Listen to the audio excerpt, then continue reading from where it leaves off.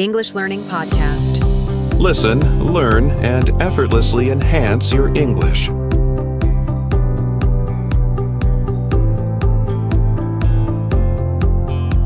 Hello, my amazing students. Welcome back to the English Learning Podcast. I'm your host, Aisha, and you can always find us and connect with me at English Learning Podcast on social media. Today, we're going to talk about something incredibly important, something that every single English learner, no matter where you are on your journey, needs to hear. This topic is especially close to my heart because it's not just about learning English. It's about facing your fears, building unshakable confidence, and truly believing in yourself. To make this episode even more meaningful, I want to start by sharing a real, very personal story from my own life. I still remember it as if it were yesterday, the first time I ever tried to speak English in front of a classroom of people. Oh, my heart was pounding so hard I thought everyone could hear it. My hands were shaking. My voice was barely a whisper. And I was absolutely terrified. I had spent months, even years, diligently learning vocabulary words, memorizing grammar rules, devouring English books, and watching countless English videos. I genuinely thought I was ready. I believed I had absorbed enough knowledge.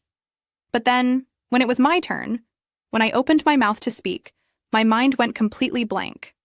My brain froze. I couldn't string a single coherent sentence together. I felt a wave of intense embarrassment wash over me. I walked away from that experience thinking, maybe I'm just not good at English. Maybe this isn't for me.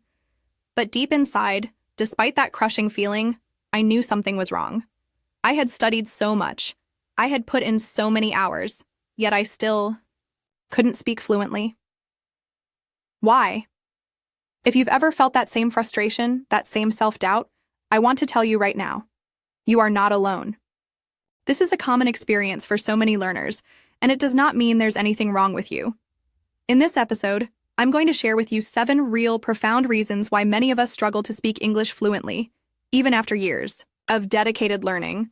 And then, I'll share 7 powerful, actionable tips that completely transformed my own journey, helping me overcome these very challenges. My hope is that they will do the same for you. Let's dive in.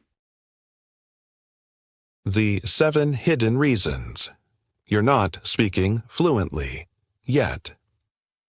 You are afraid of making mistakes. This is arguably the biggest obstacle for most learners, and it was certainly my biggest hurdle. Every single time I wanted to open my mouth to speak, my mind would immediately flood with questions. What if I say something wrong? What if my grammar is incorrect? What if they laugh at me? What if I sound silly? This fear is incredibly powerful, and it can literally stop your voice before it even has a chance to start. It creates a mental block that prevents you from practicing and improving. But here's the liberating truth. Everyone makes mistakes. Seriously, everyone. Even native English speakers make mistakes all the time. They mispronounce words. They use incorrect grammar sometimes. They stumble over their sentences. Fluency doesn't mean speaking perfectly, like a robot who has memorized every rule. Fluency means speaking confidently, effectively, and naturally, even when you make mistakes. Once I truly accepted this, that mistakes are part of the learning process, not a sign of failure, I started speaking more. I said wrong words, I used incorrect tenses, my sentences were clunky, but I kept going. And slowly, little by little, I got better. So, if fear is holding your tongue hostage, please try to let it go. Speak anyway. Your English will not only grow but actually thrive with every single mistake you make. They are your best teachers. 2. You are only learning. Passively? What does this mean? It means you spend hours watching English videos, listening to podcasts like this one, which is great for passive input, and reading books or articles in English. This is all wonderful for comprehension and building your knowledge base. However, you're not actively producing the language. That's exactly what I did for a very long time. I thought, if I understand everything I hear and read, then eventually I'll just automatically speak better. But no, it simply doesn't work like that. Understanding is not the same as speaking. Speaking is a highly active, muscle memory-driven skill. It's like learning to swim. You can watch 100 videos about swimming techniques, read books on different strokes, and even study the physics of buoyancy. But unless you actually jump into the water and start moving your arms and legs, you'll never learn how to swim. The same is absolutely true with English. You must speak even if it's just to yourself in the mirror, in the shower, or while cooking dinner. You must move your mouth, activate those muscles, and use your voice. Passive learning helps you understand. Active learning helps you speak. And that's what you truly need for fluency. V3. You focus too much on grammar and not enough on communication. Trust me, I understand this completely. We want to speak correctly. We want our sentences to be perfect, to follow every rule, to impress others with our linguistic precision. So, we spend countless hours dissecting grammar rules, memorizing conjugations, and doing endless grammar exercises. Grammar is important, no doubt. It's the skeleton of the language. But fluency is more about communication than it is about flawless grammar. It's about being able to convey your message effectively, even if there are a few bumps along the way. The pursuit of grammatical perfection often leads to hesitation and overthinking. We pause, we translate, we try to reconstruct sentences in our heads perfectly before speaking, and by then the moment has passed. For me, that meant constantly self-correcting and feeling paralyzed by the fear of error. Now, I focus primarily on communication. I still make grammar mistakes sometimes, of course, but people understand me. I can express my thoughts, share my feelings, and connect with others. And that, fundamentally, is what fluency really is. The ability to communicate effectively, not flawlessly. Perfection comes with continuous practice, not 4. You don't have enough real speaking practice. This was another big reason that I didn't see for a long time. Reading books, learning new vocabulary, doing grammar exercises, all these are great for building your foundation. But they don't teach you how to have a real-time dynamic conversation. Speaking is a skill that you must practice with your mouth, your vocal cords, and your brain working together, not just your mind passively absorbing information. I used to spend hours studying English alone in my room. I knew many words, I understood complex sentences when I read them. But when someone actually asked me a question, I couldn't answer quickly or naturally. My brain felt slow. My tongue felt heavy. That's because I wasn't practicing real conversations. I wasn't training my brain to retrieve words and construct sentences on the fly. Now I try to speak English every single day, with friends, with online language exchange partners, or even just by recording myself. The more I speak, the faster my brain processes information, the more agile my tongue becomes, and the more natural my responses feel. Fluency comes from speaking, not just from studying. It's an output skill that demands output practice. 5. You don't believe in yourself. This reason is very, very personal to me, and it's perhaps the most insidious. For years, I unconsciously told myself a limiting story. I will never speak English like a native speaker. I'm too slow. My accent is bad. I'm not smart enough to truly master this. These thoughts, repeated constantly, became my personal truth. And because I believed them, I didn't even try to speak more. Why would I, if I already thought I couldn't do it? My own self-doubt was my biggest barrier. But then a pivotal moment arrived. I met someone who completely changed my thinking. She looked at me and said simply, "You don't need to be perfect. You just need to believe that you can improve and take one step at a time." That one sentence, so simple yet so profound, shattered my self-imposed limitations. I started to trust myself more. I gave myself permission to try, to fail, to stumble, to learn, and to grow. And slowly, almost miraculously, I began to speak better. If you don't truly believe in yourself, no amount of study, no amount of perfect grammar rules will help you. You have to start with the fundamental belief that you can speak English fluently, because you absolutely, truly can. Your belief is your fuel. 6. You don't have a strong reason to speak. Let me explain this one. When I was initially learning English, I had no strong, compelling goal. I was just learning because everyone else was, or because it felt like the right thing to do. But I didn't have a clear why, a powerful motivation that would push me forward. And that lack of clear purpose made me lazy sometimes. I didn't push myself to practice consistently or step out of my comfort zone. Then something significant happened. I got a chance to apply for a job that specifically required strong English speaking skills. Suddenly, I had a very clear, very strong motivation. This wasn't just a hobby anymore. It was tied to my future, my career. That became my why. And it changed everything. Suddenly, I was practicing every single day, seeking out speaking opportunities, listening with a new intensity, because I had a tangible, compelling goal. When you have a strong why, your energy changes. You stop waiting for motivation to strike. You start doing. So I urge you to ask yourself, why do you want to speak English fluently? Dig deep. Find your reason, make it strong, make it personal, and let it become the powerful force that pushes you forward. 7. You are learning alone. Too much. Yes, it's absolutely possible to study English by yourself, to make progress, and to build a strong foundation. However, fluency grows exponentially faster when you connect with others. When you speak with real people, you learn real English. How people actually talk, how they react, how they respond, the nuances of conversation, the natural flow of dialogue. This cannot be fully replicated in a textbook or through solitary practice. I used to spend most of my study time alone, watching YouTube videos, doing grammar worksheets, reading articles. While helpful, my speaking progress was slow.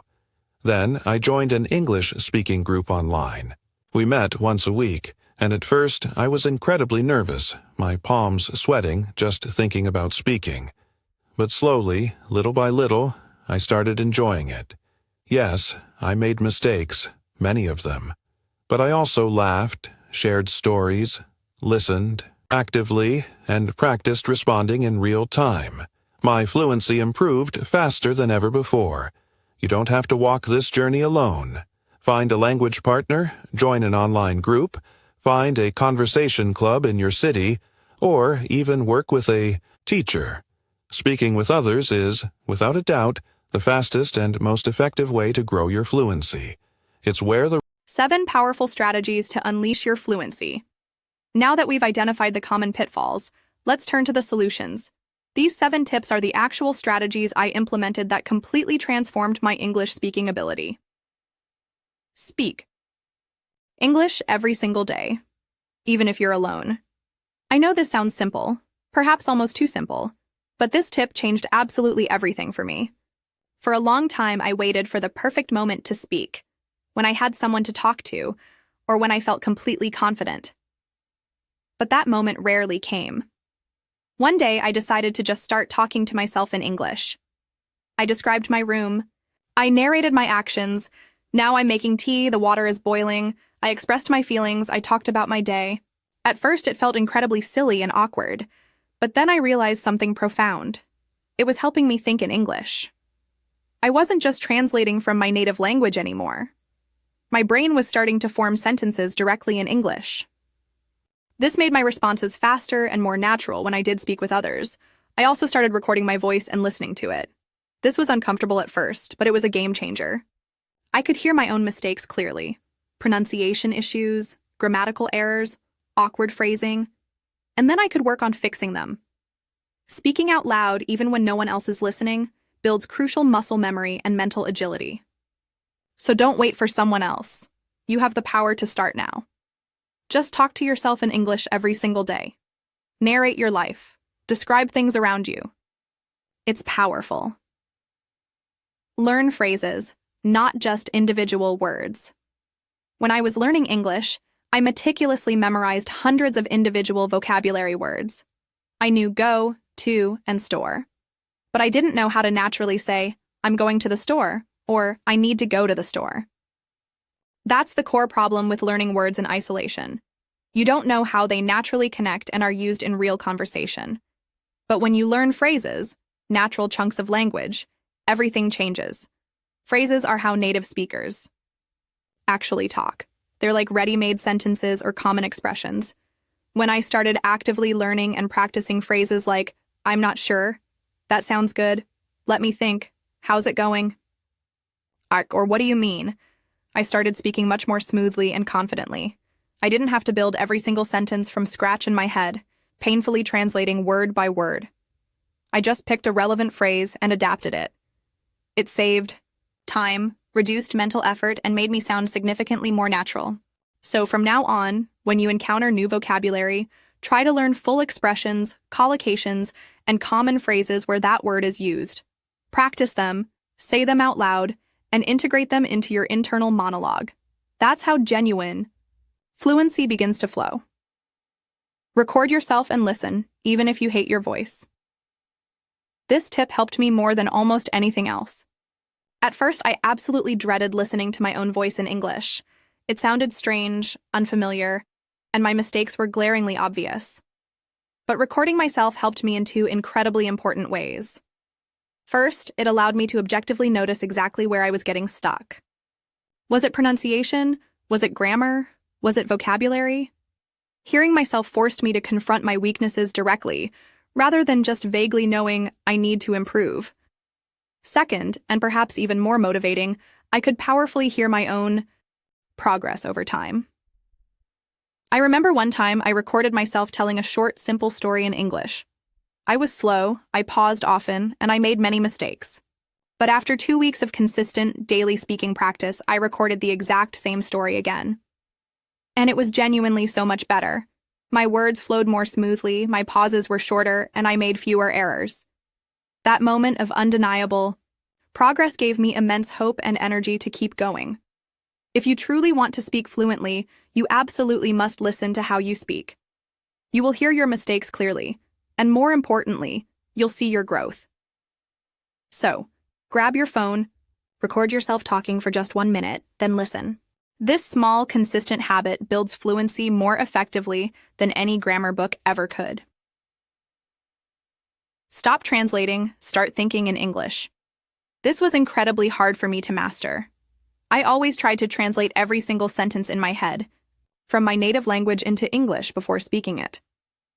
This process was agonizingly slow, and it made me nervous because I always felt behind in conversations.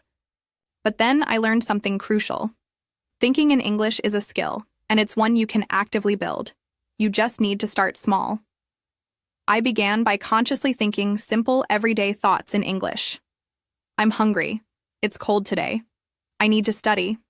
What should I cook for dinner? Slowly, consistently, my brain stopped automatically defaulting back to my native language for every single thought. Now, when I speak, my thoughts often come out directly in English. It's much faster, much more natural, and I feel significantly more confident. Start today. Don't worry about perfect grammar in your thoughts. The goal is just to train your mind to process concepts directly in English. Even one small thought a day makes a massive difference over time. Practice with people. Not just books. Books are fantastic resources. They teach you grammar, vocabulary, and sentence structure. But people teach you how to speak and interact in a real language. I used to study alone every single day, soaking up knowledge, but I still couldn't hold a smooth, natural conversation. Then I found a speaking partner online. She wasn't a teacher, just another learner like me, equally committed to improving. We talked every week for 20 minutes. I made mistakes, she made mistakes. But we improved together, cheering each other on. That consistent, real-time practice completely changed my fluency. Real conversations teach you so much that books can't. How to respond quickly under pressure, how to actively listen, how to ask clarifying questions, how to keep a conversation flowing naturally, and you also learn the actual, authentic words and expressions people use, not just textbook English. If you don't have a speaking partner, there are many apps and websites where you can find one. Don't be shy. Remember, everyone is learning, and speaking with other people is, hands down, the fastest way to truly improve your conversational fluency.